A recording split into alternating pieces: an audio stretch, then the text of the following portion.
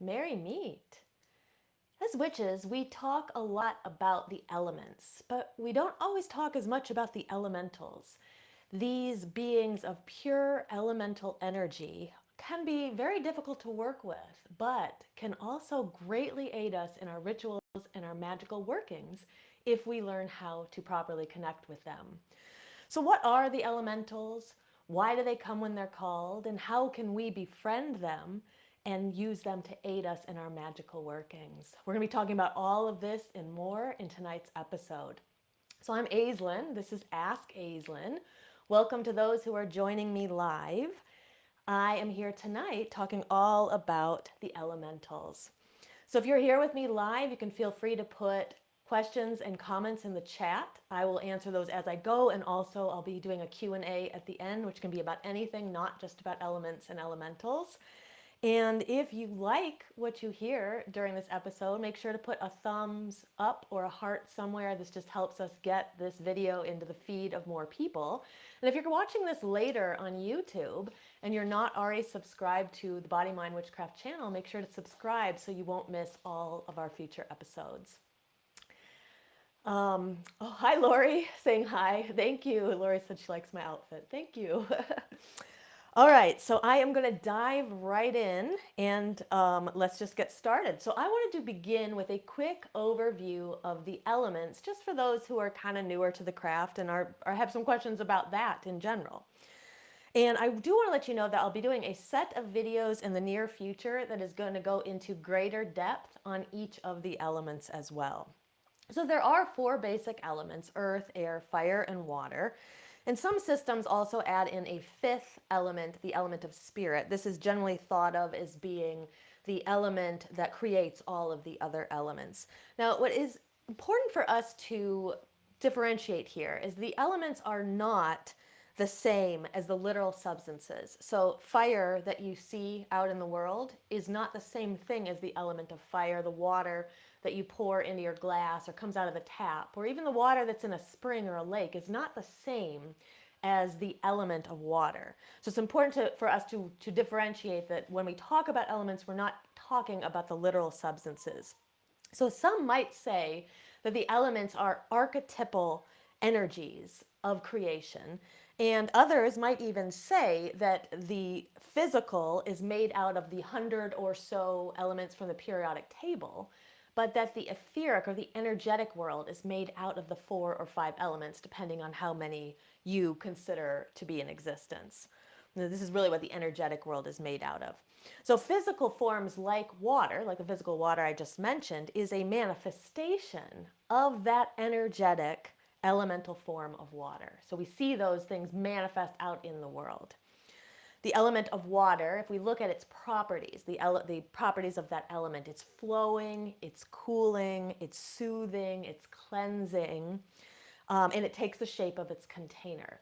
So the closest thing we have on Earth to something that has all of those qualities is the physical water that we see here. So that's how the elements, the energetic elements, get paired with their physical manifestations. Now, most of the time, we want to try to have the elements within us as balanced as possible. And some of us are more fiery, and some of us are more watery, or less air and more earth. And really what we're aiming for with anything really in the craft is to find as much balance as we can. But there are times when we need to utilize one element more than another. For example, let's say we really need to bolster our courage because there's something that we need to face that we're a bit afraid of. So here's where we'd want to bring in more fire energy so we can amplify our courage. And perhaps we're feeling really down and depressed and really low and everything's kind of murky around us. Well, this is a sign that maybe there's a little bit too much water and we need to move out of that, bring in other energy, perhaps like air or something like that, or fire, that would help us balance that. So the elements themselves exist in the elemental plane. Now, this plane is not a place that we can physically travel to, though there are some parts of the earth that are more heavily laden with these elemental energies. So, for example, if you go to the ocean, it's going to be laden with the element of water. If we go to a volcano, we're going to be immersed in that element of fire. And we can use these energies and connect to the elemental planes in order to create anything we want. This is really what we're doing when we're working with the elements in order to perpetuate our magic. So, though the planes have no physical location, many witches and many traditions, not necessarily even witchcraft, many traditions place them at the four cardinal directions. And this is one thing I just want to mention. I've mentioned this about a few other things, but whenever you look at across different traditions and different cultures, and you see something that is very similar, so we see across many cultures, many traditions, we see this idea of these four elements placed at the four directions. To me, this is always an idea that there's some kind of a truth in this concept, right? So in witchcraft, in most witchcraft traditions, I wouldn't say all of them, but in most of them, we place air at the east, we place fire at the south, we place water at the west, and we place earth at the north. And then if your tradition works with spirit, that is generally placed at the center. And at least in my own tradition, it's not just the very literal center, it's actually the center above and below the entire sphere that we're working in. So the elemental beings is what we're going to talk about next. That's really what most of this episode is about. Now, the elemental beings live in these elemental planes. Some people will call them elemental planes. Some people will call them elemental realms. So these are beings of pure energy, like I mentioned in the very beginning, pure consciousness of a particular element. And this is why they're kind of hard to work with, because it's hard for us to understand truly what it would be like to only have one element present. So even when we are viewing the ocean or we're swimming in the ocean, that's not just the element of water. There's other things there. The element of earth is there, the element of air is there. We might even say the element of fire is there in the digestion of all of the animals around us. But these elemental beings are one elemental energy. There's just this pure consciousness of that element. And this is what can make them kind of confusing. And I don't like to talk about the word dangerous, but just to use some caution when we're working with them. And I'm going to talk about that in just a bit. So now the thing about them is that while they don't actually exist in the physical plane, they vibrate very, very close to the physical plane, which is why we can experience them, and some of us might even be able to see them at times. Now, some use the word elemental in an incorrect way, I think. They will sometimes refer to the elementals as the nature spirits. Sometimes they'll even refer to the fairies or the devas as elemental beings. And I think it's important for us to make a differentiation here, because fairies, devas, nature spirits, they're made up, just like us, they're made up of all of the elements. But elementals are only made up of one kind of elemental energy. So why do they exist? This is always a good question to ask. Why do they exist? And why do they come when they're called? They're actually very easy, at least to call. It may not be so easy to commune and work with them, but they're pretty easy to call. Easier, I would say, than calling a deity, for example. Now, some say they're so easy to call because it's their purpose. Their purpose is to be there when someone calls upon them. Kind of like, what is the purpose of the sun? Its purpose is to shine. Shine its light, shine its heat, shine its nurturance. So the debate is probably open to why they're here, what they do, why we can call on them, but just know that it is something that if you want to work with them, they are fairly easy just to call to the quarters of your circle. Now let's dive in and talk about each different type of elemental. I'm going to start with earth. And the earth elementals are generally called gnomes in most witchcraft traditions. Now, they can be found near mineral deposits, near eroded rock. In fact, the very mechanism of how minerals deposit, how rocks erode, how crystals are formed, some say this is the doing of these elementals called gnomes. They aid in the formation of the crystals, like I said, and ancient teachings suggest that they take the form of little dwarf-like men, which is where this idea of gnomes probably comes from. Now, the ancient texts say that they are ruled by a being named Gob, and this may be where the word goblin comes from. Now, the air elementals are called sylphs. their action can be seen out in the world in cloud formation, in the blowing of the wind. Anytime there's going to be a movement of air, that is the mechanism of the sylphs or the air elementals. Now, the ancient teachings suggest that they appear as fairy-like kind of airy creatures, though it's really important, again, to differentiate them. We're not saying that they are fairies. Again, fairies are, we would probably say they're more evolved beings that are composed of more than one element. They're composed of all four elements, just like us. But the sylphs can appear fairy-like looking. Now, they are said to be ruled by a king whose name is Peralda, and they are said to spend much time very high up in the mountains. They like high, high altitudes. Now, I will say that I feel that of all of the elements, all of the elementals, for some reason, the sylphs are one that I have always been able to see ever since I was a little kid. And they don't, to me, look like fairy-like creatures, though they do look very airy. And I have seen them most of the time when I've been at very high altitudes. In fact, an airplane is one of the best places I've ever seen them. And to me, they look like these little, it's just hard to describe, how to put into words what a person sees. But they look like these little, like, I don't want to say worms, but almost like these little tiny things that are just moving around in the air. And I've often seen them, like I said, on an airplane. I've seen them at the top of mountaintops as well. And I'm pretty sure that this is the sylphs that I'm seeing.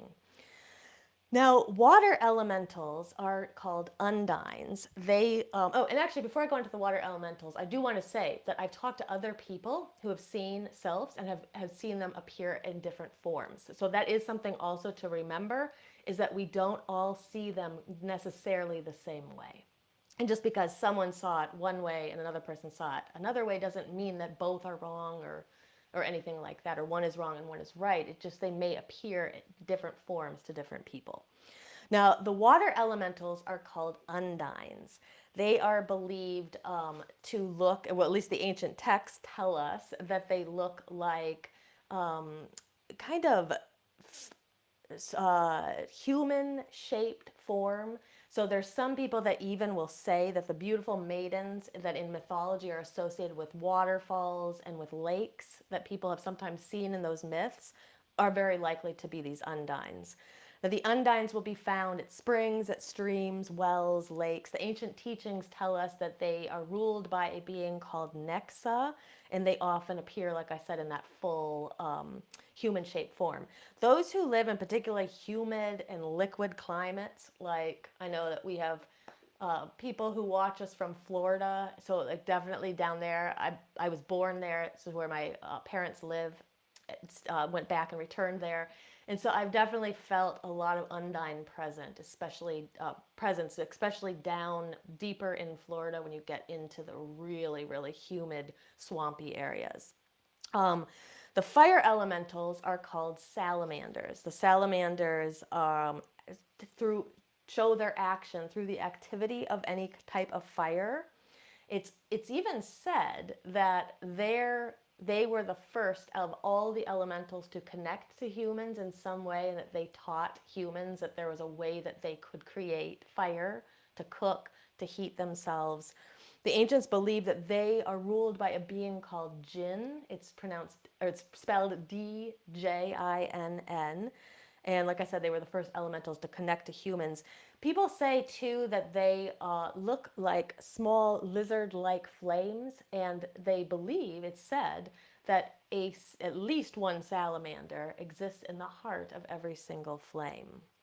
So one way that you can connect to them, and I'll talk a bit about this as I talk more about connecting to them, is through candle gazing. So many people who candle gaze find that they are eventually able to see these beings among the flames. I also feel that lights, when lights are flickering, there's a connection between them and the lights. So salamanders are often present when your lights begin flickering for no reason. So how do we work with these elementals? So like I said in the beginning, it's not easy. It's not as easy to just work with them as it is to work with the elements themselves. But when we are able to get them to trust us and we create some kind of a relationship with them, we can find that they make very powerful magical allies. But like I said, it can also be a little bit, you always use caution with them. Definitely try not to try not to deceive them. I don't think anybody here is going to try that, but try not to deceive them or abuse them in any way. I think the best thing we can do, the best way we can approach any magical being or spiritual essence or energy is with healthy reverence and humility and respect. So that's the kind of the first key here. So they, like I said, are very difficult to work with at times, and that has to do with the fact that they are of this pure elemental quality. And this is something that's very hard for the human mind to grasp. It's different than working with the elements because they have a consciousness and they're not just that energy. So let's say you're just simply working with the element of fire, that's one thing. But when you start to try to work with the salamanders, they have a consciousness of their own as well. You're interacting with a being, not just an energy. And they also have the ability to influence the human mind. So, for example, like I mentioned earlier, undines can um, bring in kind of depressed feelings. That water, too much of that water element can bring a depressed feeling to the mind. Salamanders can cause irritability if we work with them too much or we don't really know what we're doing when we're working with them. So if you really want to work with them, the best thing you can do is ask them how to connect. So for example, let's use the example of the salamanders. So one of the best ways to connect to the salamanders is through candle gazing. So you would light a candle, and I like to lower the rest of the light in the room. Some people like to turn all lights off. I like to have something else lit, like a salt lamp in the background, just there's a little ambiance. And then if you're just doing a traditional candle gazing session, you would stare into the candle and eventually your eyes kind of blur. You might have to like close them a few times and then open them and then just continue this meditative process. But if you do it long enough, there are people who say that you can see the salamanders. Those, like I said, little lizard like creatures in the flames. And what I would mention though is if you're doing that and you notice that you start to feel kind of agitated or angry, that would be a sign to back off because you're communing too far with them. Because again, remember, this is energy that's hard. It's hard for us to understand these kind of beings because they're of only that one element, and we're not like that. We're made of all four elements. So if they start to basically heighten one side of you, that's usually a sign that you've worked enough with them for the night, and I would put it away and then maybe return later if you want. All right, so the other thing that we would like to talk about tonight is also the elemental guardians. Now, elemental guardians are beings that are higher up, almost like an elevated status from the actual rest of the elementals. So there does appear to be some kind of a hierarchy in the elemental plane or realm, and not all elementals are at the same state of development. So sometimes people find it more comfortable to work with the guardians because the guardians are a little bit more evolved and it's easier, a little bit easier for us to connect to them and understand them than just those basic elementals. So some of these elementals may be attempting to get greater mastery over the realm. And there's even, in some of the readings that I've done, there's even this idea that if a being, let's say, suppose a being was an elemental and then had gained mastery enough over the realm that it had become a guardian of the elements, it eventually could work towards being a being that was in, that was made of more than one element. So basically it could break free out of the elemental realm and then be some other type of spirit, like a nature spirit, for example, which is composed of more than one element. Now, across many ancient traditions, we see that there are these four planes. So again, like going back to what I said in the beginning, whenever we see this crossover across cultures and different traditions, there's always, to me, it says pause and really look at this because there's probably some truth here. Now, across many different traditions, is this talk about these four planes that are often ruled by four different guardians. So the Norse, the ancient Norse, have the four dwarves that hold up the four corners of the world. The ancient Egyptians have the four sons of Horus. The Greeks had the four kings of the four winds. And in modern witchcraft, the witches and magicians also have the four quarters of the circle, of the magical circle, which are guarded by the four elemental guardians. Now, here, these guardians are able to help us open up a gateway into those different realms. Now, these beings bring in just the right amount of that elemental energy that allows us to maintain the balance of the circle, which is why many witches will call in the elemental guardians at each of the four quarters. Now, some call them guardians, some call them watchers, some call them watchtowers, some call them guardians of the watchtowers. If you do enough reading about this, you'll find that people say these are all different things, and there are other people who say they're just words that are used interchangeably. In my own tradition, we tend to use the word watchtowers or the guardians of the elements or guardians of the watchtowers. Now, your magic can absolutely still work if you don't call the watchtowers or the guardians. You definitely don't have to do that, but your ritual may be more moving, there may be more energy in it if the elemental guardians are invited to participate in the ritual and hold that space with you. So different traditions will use different keys that allow them to open up the gateways or different formulas that will invite the guardians into the circle.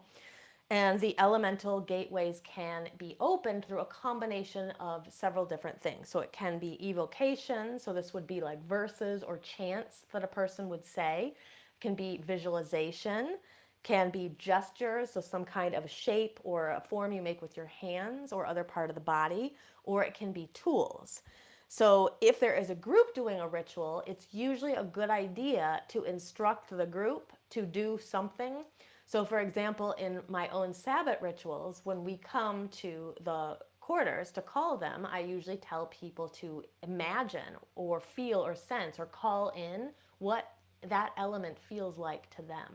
And then this allows us to have participation from all people as they're helping us, call in these guardians.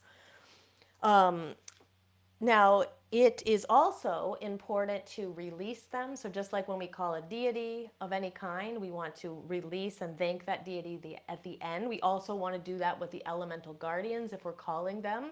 So we want to make sure that we thank them and release them at the end. And usually we do it in the same way that we called them, not some different way, but sometimes it can be. So what I did want to do before I go on to the Q&A is I wanted to show you what is called the invoking and the banishing pentagram. And these actually can be used to open and to close the quarters or call in the guardians and then to release them and thank them. So I will preface this with there are a set of these for every single element, and I do teach these inside my class my course Demystifying Witchcraft, but in my own personal practice, I generally just use one set of them for all of the different elements, and that's the one I'm going to teach you tonight. So it's very simple. Now, the only thing that I will preface this with is because we're on a camera and everything's mirrored back to you, it's going to look the opposite to you. But I'm going to explain it in words, and it's pretty simple to do. So when you are doing the invoking pentagram, and this would be when you go to each of the quarters and you've decided I'm going to call in that quarter, I'm going to call in the guardians of that element. You would go to that quarter, you might say something, so that would be like the evocation. You might visualize or you might call in or feel or sense that energy. That would be kind of the visualization or the sensation part of it. And then you can do the gesture, which is this invoking pentagram. So the invoking pentagram you start at the very top. You're going to imagine like you're going to make a star here, and you're going to draw down to the lower left, and then from there you're just going to draw a star. So the important thing to remember with the invoking pentagram is it starts at the top, and you draw down to the lower left, and then from there you just draw a star. Now, some of you who've come to my rituals, you may see that I do that at every quarter when I'm evoking and we're calling in the guardians or the watchtowers. Now, at the end of the ritual, I will then use the banishing pentagram. Now, the banishing pentagram basically goes in the opposite direction. So it starts in the lower left and it's going to draw up towards the top. And then from there, you'll draw a star. So starting in the lower left, going up to the top, and then from there you draw your star. And that's the banishing pentagram. I also consider this one kind of like, I'm not Catholic myself, but my boyfriend is and often crosses himself at times.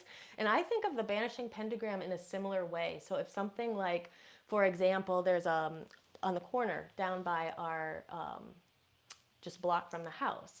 There are ghost bikes there, which indicate that there was a child who had been killed on their bike. And so when I go by, it's kind of like sometimes the Catholics will cross themselves. I'll do the banishing pentagram just to, kind of banish any negative energy that might be there, anything that might be causing any harm to anybody. So you can use the banishing pentagram and the invoking pentagram in different ways. If you want to call something in, try the invoking pentagram. And if you want to instead banish something or get rid of it or kind of, put a little like blessing on things, I might do the banishing pentagram. So like I mentioned, there is a full set of those keys. So there's a invoking and a banishing one for each element. This particular one that I just taught you, which is the general one that is used by people, is also the earth key. So then there would also be one for water, one for fire, and then one for air. But like I said, in my own practice, and many other people also do this, they just learn this one set and then they use it for all of the elements. All right, so I am going to move on to the Q&A here. So I have a few questions that people had sent to me or had posted earlier, and so I'm going to go through those first. Anybody who is here live, feel free to put some questions in the chat, and I will answer anybody's questions. I'll stay as long as I have to answer all the questions, and they don't have to just be about elements or elementals either. Okay, so let me start with Tara. I think it's Tara. I'm not sure if it's Tara or Tara, but Tara asked a question about chakras. And she said she would like to know more about the chakras. So I wanted to just start by saying chakras is a huge topic. We teach courses and courses on them. But I'm just going to give a little brief overview, and then hopefully that'll give you a little bit of information on it. And then from there, you can kind of decide what you would want to learn more about. So the chakras are energetic centers of the body. And these energetic centers are found in the pranayama kosha. So the pranayama kosha is a second body. We have a physical body, and then we have an energetic body, and that is where the chakra centers are found. Now there are 7 main ones, even though there are multiple minor ones. There's 7 main ones that we talk about. They're located along the center, the middle column or central column of the body, and they are connected to our energy channels, which are called nadis. There are 72,000 of those channels that run throughout the body, and they are, in some ways you could think of them like our blood vessels, except they're in the energetic body instead. And what we do when we're working with the chakras is we're basically trying to stimulate those energy centers or balance them, because our goal is to get all of our energy to be optimized. And what that means is we essentially want our energy to be flowing properly from the very bottom at the root all the way to the very top at the crown. So the 7 main chakras, starting at the root, each chakra has a energy or an intention that it corresponds to. So the root chakra, at the very base of the spine, is all about our stability, our safety, our security. From there, the sacral chakra, which is located a few inches above that, about 3 inches below the navel, right in the area of the sex organs. This is about our creativity, about our ability to flow and move like the element of water. In fact, the element of water is connected to that chakra. As our sexuality, our sensuality is also there. Our 3rd chakra is our solar plexus. It's located a few inches above the actual physical navel, and it connects to the actual solar plexus, which is a bundle of nerve fibers. There's a solar plexus in the physical body and one in the energetic body. And all of the energetic chakras have something similar to that in the physical body that anchors and connects them.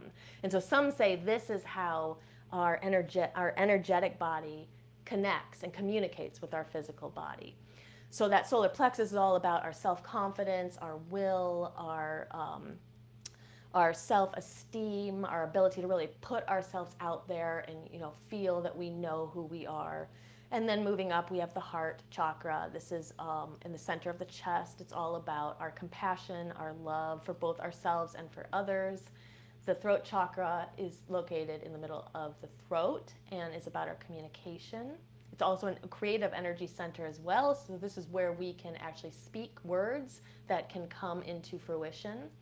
And then we have the third eye located in the forehead. This is our expansiveness, our intuition. And then the crown opens us up to the divine outside of ourselves. So our goal with working with the chakra energetic system is to get all of the energies of the entire system balanced to the point that it's flowing properly. And what most people will find is they have a lot of blockages down in the lower chakras, and they are trying to connect to their intuition or open up, into a greater expansive consciousness, and they have trouble doing that. And they try to work so hard on the third eye or trying to work so hard on the crown. And a lot of times that's not where the problem is. The problem's down in the lower ones because we've had so many traumas and abuses and things like that. And traumas and abuses and all the challenges and the disappointments and things that happen to us, they take their toll on the energetic centers, which is why a wise witch is someone who works with these energies on a pretty constant basis in order to really make sure that we are the microcosm of the macrocosm. We need to make sure that our energy is flowing optimally if we really hope to see the changes in the outside world that we want to with our magic. So I will be doing more episodes in the future that dive deeper into those. And in our Shadow Seekers membership, we do a ton of work with the chakras as well. So I hope that answered just a brief overview of the chakra system. Okay, so next up, Debbie asked a question about the number 222. So she said that ever since she was a small child, she's been seeing the number 222 everywhere, clocks, receipts, pages in a book. She said sometimes she sees it at least 2 to 3 times a day. And then when she's looked it up, the only answer that she's ever gotten is that it says someone's trying to get her a message, but she said she's not sure what the message is and wanted to know, how to figure out what that number is trying to tell her. So my best advice, and this would be my best advice for anybody asking about numbers or symbols or what things mean, is to first start with yourself. Just stop looking it up because, as Debbie said, looking it up hasn't really given her anything other than probably more confusion, right? So what you really want to do is think for yourself and listen to your own intuition. Do you have a connection? So I have the feeling that deep down you know what that number means, but it may be clouded and it might not be accessible just quite yet. So one thing that a person can do if they're having messages coming in and they're not able to understand what those messages are is work with the energetic system. A energetic system. I prefer the chakra system, but there are others. But work with that system. Really make sure all of your energy is moving optimally, because when it is, you're going to be able better to understand what those signs are telling you. So what does the number 2 mean to you? You said you've seen it since you were a very young child. People put a lot of stock in angel number charts and books and things like that. And honestly, if you Google it, I did this before just to prove it to myself. I Googled, what does the number 222 mean? Every single site I looked at said something different. Now, if you're looking at numerology, there seems to be pretty good consensus on 2 as a number of balance. It's a feminine number. It's a number of movement, of the element water, of feminine energy, of the moon. But if we're looking at angelic numbers, you'll see people will have so many different meanings for them, which is why it's so confusing to look it up. And I suspect the reason why there are so many different meanings of these numbers is because that's the meaning to the person who's doing the writing, right? But these numbers can mean something different to each of us individually. And our best bet is to really try to think about what it means for us. So here's what I recommend you do. Because sometimes, honestly, The numbers themselves don't actually have to carry any meaning at all. It might just simply be a sign or a synchronicity. So what I suggest you do is the next time the number pops up, pause for a moment and really tap into yourself. Maybe if you can, if you're in a space where you can close your eyes for a moment, just listen and notice as well, what were you just thinking about? What were you just doing, or what were you just saying? Because oftentimes when these numbers or these synchronicities come in, they may not be carrying all this meaning, but they may be saying, stop what you're doing and pay attention to what you're doing because it means something. So that's where you might end up finding more of the meaning. The message may be coming through to tell you to figure out whatever you're doing at that moment is what you need to be focusing on and paying attention to, or at least the universe is saying, hey, you need to look at that a little bit more deeply. So that would be my best advice. I really wouldn't get too concerned about what all the meanings mean when you look it up. I think you're very lucky. It sounds like you have a number that's it's the way that universe is communicating with you. It's very, very lucky to have that. But I would just dive a little bit deeper in and pay attention to what's going on each time you see it, and that might help you glean some extra meaning. All right, I hope that helped. I am going on to the next question. I see some that are coming up in the chat. I'll get to those too. So Danielle said she needs some tips on how to find her way back. She said she's had a lot of loss recently and she broke her arm. She said she's working, or she's wearing a fake mask of like everything is awesome, everything is fine, that she's okay, but she's in reality, she's really not, and she needs to get her focus back. So the first thing I want to say to you, Danielle, is that you went through a lot recently, a lot of loss, and then breaking your arm, and I've broken my wrist and was in a cast for 2 months, and so I understand it is a lot. So you just want to kind of keep that in mind. It's very natural and it's very normal for you to feel a bit disconnected because you've had to focus so much on your body and so much on grief and different things that were going on that it's hard to work on your keys to spiritually elevate when you're going through all of that. And the other thing too you want to remember is that the healing process and the shadow work process, the elevation process of any kind, of any journey, is always spiral or cyclical. It's never linear. So it can feel like we're going back, right? It feel like I was doing all this progress and all of a sudden I took 2 steps back. It might feel that way, but you haven't really gone back. You've just sort of paused in the journey, at least in my experience. So just be gentle with yourself. I guess that's the first thing I want to say, is just try to be really gentle with yourself. And you mentioned that you have been telling people that you're okay, that you're fine when you're not. And so that would be something I would maybe pay attention to. What is it that you think you need right now? Do you need help? Do you need more time alone? Do you need more time with people? Just really think about what it is that you need, and is there somebody or a place or a thing that can provide that for you right now? Is really just kind of lean into that. And if you have somebody who you really trust, who you can open up to about this, I think that would be really good too, because I know when we're doing our shadow work and we find all of a sudden, we've been working on all of this, and all of a sudden we find that we are not necessarily lying, but when you're telling people I'm feeling fine when I'm not, it is this disconnect. It makes us feel a little uneasy because we're disconnecting from our true feelings, and our feelings is what we've been trying to work on so hard, right? So the other thing that I would mention, so it's trying to find, somebody that you might be able to talk to, and any needs that you need that are getting unmet, and is there any way you can meet any of those in even a small way, would be one step.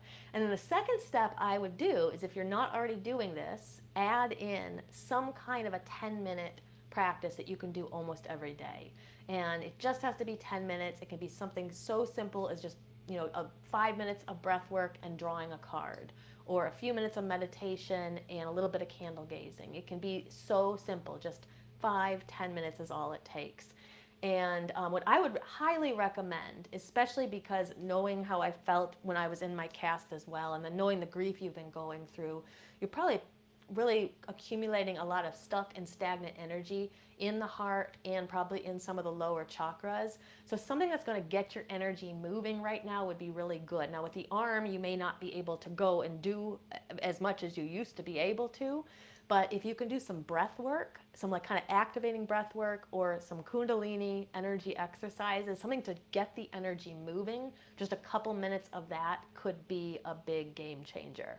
I know for myself, had fallen into a slump recently, things not going the direction I wanted them to go. And very recently, I started doing this. My practice was 20 minutes in the day, but you could easily cut that down into 10 or even 5. And it was just some kundalini energy work and breath work. And it made a huge difference. It's very purifying of the mind. It just gets all that energy moving, and it's like you need a jump start, kind of get a jump start out of it.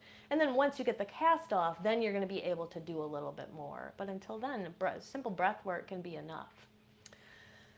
So I hope that helps. And for anybody, if you have additional questions and you're here live, feel free to add extra questions or follow up questions or comments.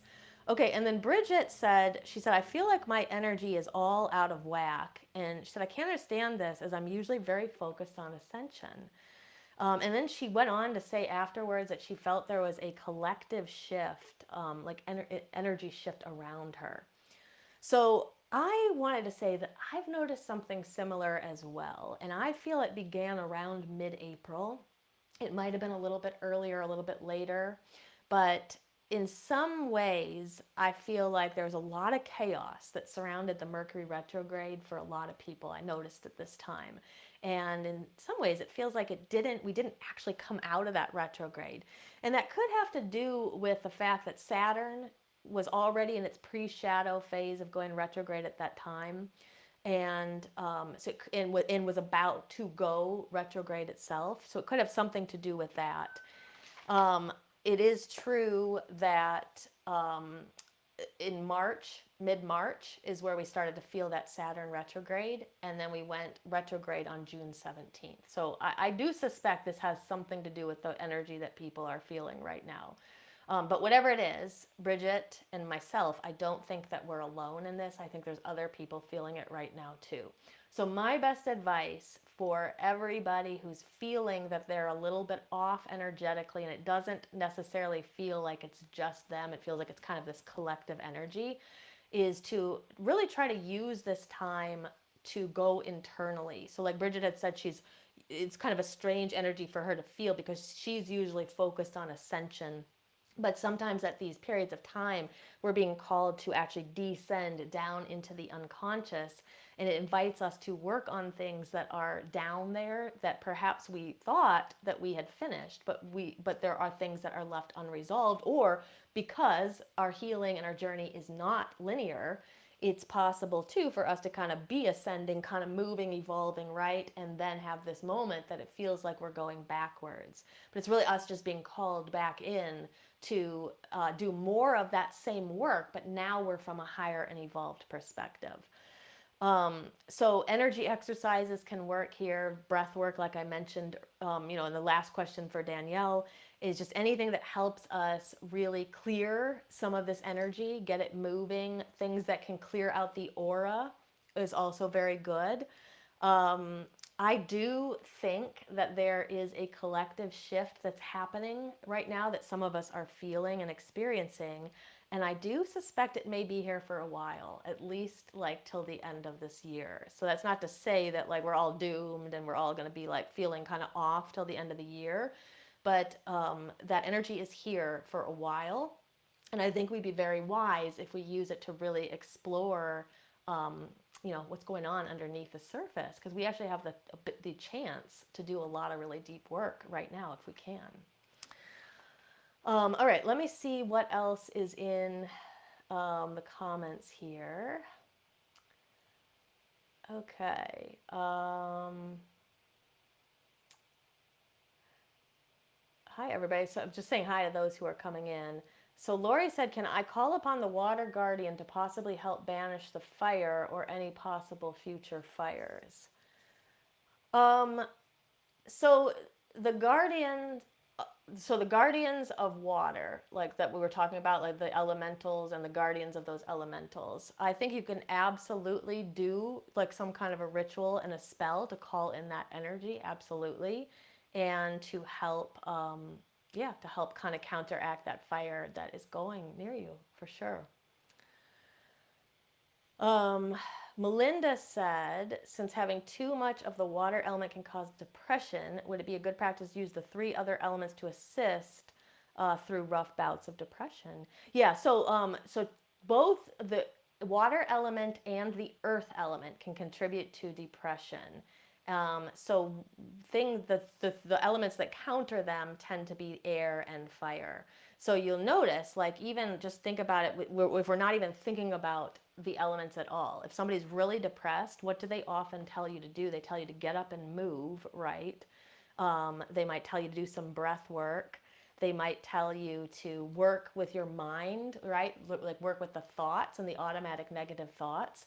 And so those are actually bringing in air and fire energies, even though the people, like psychologists, don't know that. They don't know to say that.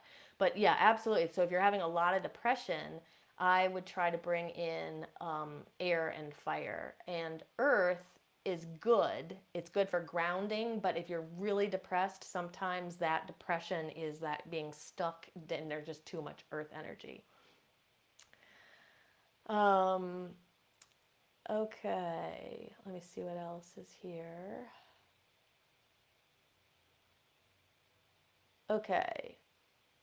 Melinda said, do you mind sharing what tool you use to know when the planets are going into retrograde and things like that?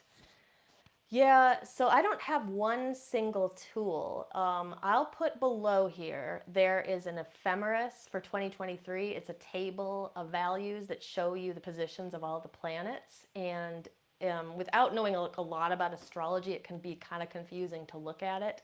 But you'll notice that there are little symbols. It'll say R with like a little almost looks like a prescription sign to me, honestly. It's a little R with like a little like line through its leg. And that shows that something's going retrograde. And then if you see a D next to a planet, it shows that that's going direct. So that's the way you can look at it. But I actually, now I'm thinking about it, Julia, she posted a little thing earlier, and I'll probably post that below this video too. It's a little meme that had all the retrogrades for this year. So somebody who's not really, doesn't know a lot about astrology could just look at that meme and it'll tell you all the dates. And then if you want to go further into it, then you can look at the ephemeris and you can actually see exactly where the positions are. But yeah, I'll post those below this video when it's over. And then Lori said, I don't want to start a flood. Yeah, so I don't think you'll start a flood, but you could definitely, just think of different people, will call in the water element, right? If they want to counterbalance fire. So you won't start a flood, don't worry. But you could definitely call in some of those energies to help. Um, all right, so that's all I've got for tonight. If anybody has any final questions, or I didn't fully answer your question, definitely put that in now. And anybody who's watching this back, feel free, if you're watching it in replay, put questions in too. I come back later and I'll answer those. I did want to mention that I have a class, Demystifying Witchcraft. It's starting on July 13th, and it is basically a 12-week course on the foundations of witchcraft. This is based on the trainings and the teachings I do in my own coven when I am dedicating and initiating members here. And so basically it teaches you the foundation of everything from elements and elementals to deities to how to cast a circle to how to call quarters, write spells, things like that. So if you're interested in it, I'm teaching it live over the summer to a very small amount of people, and for a very, very huge discount. So if you're interested in the course, I would get in and do it now, because I will release it later in the fall, but it's going to be a lot more expensive. And those who join now, who take the course now, they get that final version as well once I clean it all up and make it look pretty. So if you're interested, you can either message me or you can comment below, and I'll make sure that you get the information, and then you can decide if it's right for you. All right, if there are no other questions or comments, I'm going to sign off for tonight. But I hope you all have a great rest of your evening. And until next time, blessed be.